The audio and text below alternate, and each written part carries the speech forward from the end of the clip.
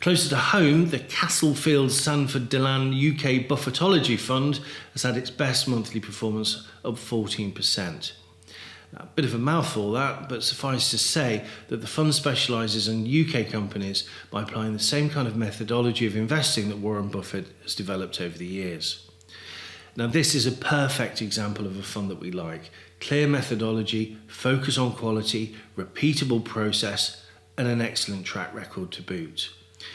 Now, Keith's philosophy dovetails perfectly with the other funds that we have in the UK, and since the focus is on companies that have strong franchises, operate independently wider of the economic environment, we can happily say that our UK holdings have had not one penny in oil or bank stocks year to date, the areas that have obviously suffered so badly so far this year.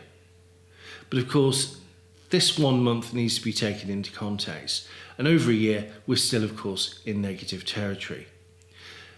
But I think what is quite clear is that our performance across the higher risk categories has been significantly better than the peer group. I appreciate it's of cold comfort to look at these numbers, given obviously right now that they are negative.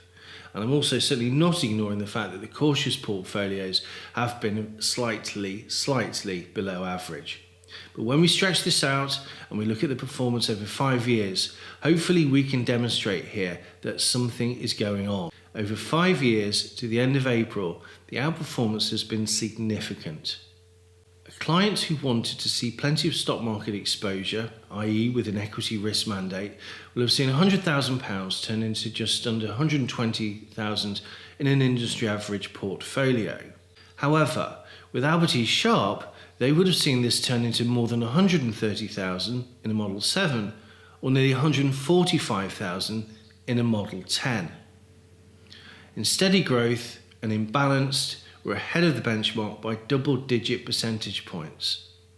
In the cautious category, we're about in line. So what's the story in the cautious category?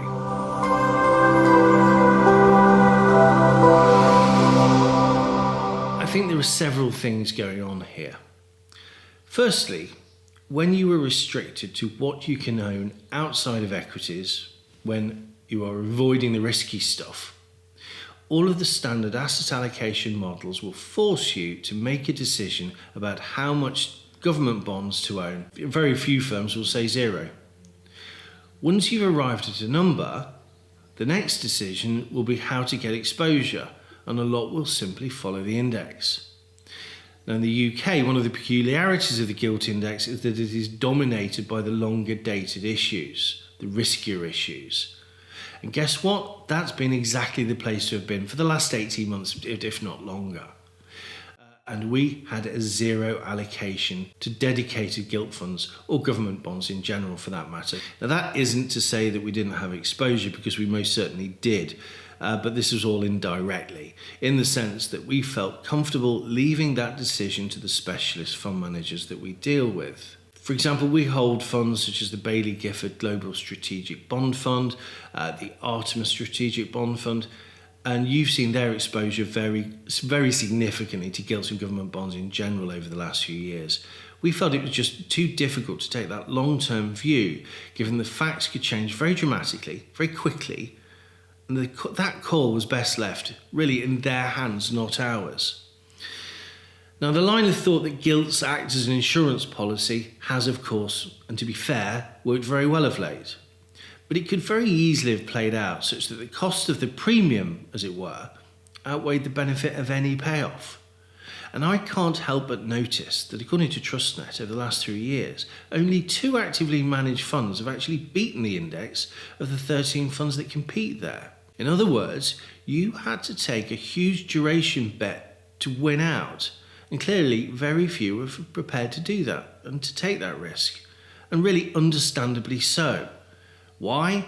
Because if interest rates had unexpectedly gone up faster, as one reasonably might have expected at several points over the last 5 years, long-dated gilts would have been crushed.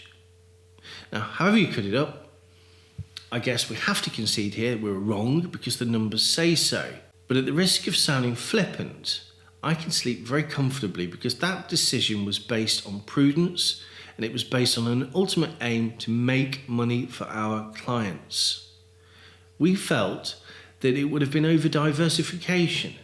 There is nothing wrong with zero exposure to an asset class if it falls in value. Now, by getting it wrong, the damage to the portfolio really has been negligible. In a low interest rate environment, it has been mighty difficult to make material gains over the last few years without taking pretty material risks.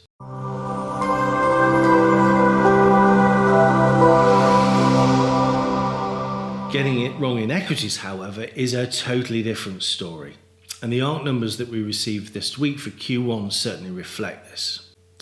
Now, what this is showing us here is that over the last 3 years, the Model 7 for Albert E Sharp, the yellow triangle in the chart that you can see there, that has produced a higher level of return, as shown by the y-axis, and at a lower level of volatility, which is shown by the x-axis.